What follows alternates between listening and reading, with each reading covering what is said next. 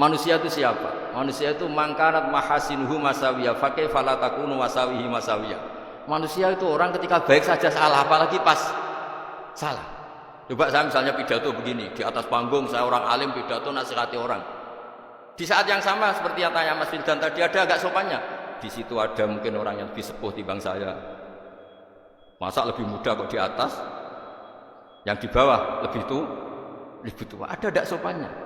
Mau nggak pidato disuruh, mau di atas disuruh, nggak sopan sama yang. Tapi misalnya yang paling sepuh pidato nggak pernah ngaji kok pidato, terus gimana? Artinya ketika kita baik saja ada salahnya, apalagi pas salah. Sebab itu ajaran Rasulullah itu suruh berdoa Rabbana dzalamna anfusana. Sebelum minta itu merasa ya Allah kita ini mendolimi diri kita sendiri. Karena dalam pilihan-pilihan itu pasti ada salahnya. Coba misalnya Anda bangun masjid habis 2 miliar. Yang harusnya 1 miliar sudah jadi. Terus nanti suatu saat ketemu Allah ditanya, itu ada orang miskin, fakir miskin, yatim. Andai kan kamu sumbang 1 miliar itu sejahtera semua. Gara-gara kamu bangun masjid terlalu mewah.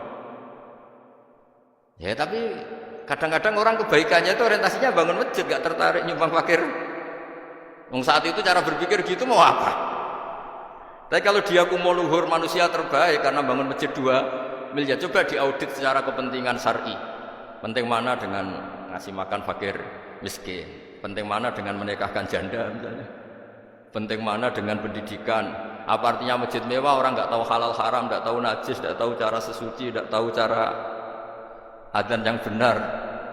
Terus penting mana untuk beli kitab sama dipakai masjid? Apa artinya beli kitab apa tapi nggak makan, penting mana makan sama beli kitab? Ada auditnya. Makanya manusia itu ketika baik pun disuruh istighfar, apalagi ketika salah. Nah dengan perasaan seperti itu kebencian pada orang lain luluh karena potensi baik pada orang lain ternyata tinggi dan potensi salah ke kita juga tinggi. Nah dilatih gitu. Jadi di Ihya itu ada kitab tawadhu. Kitab tawadhu itu dilatih ketemu orang tua. Huwa aksaru ibadatan, dia mesti ibadahnya lebih banyak karena lebih tua timbang saya, mesti sholatnya lebih lama timbang saya.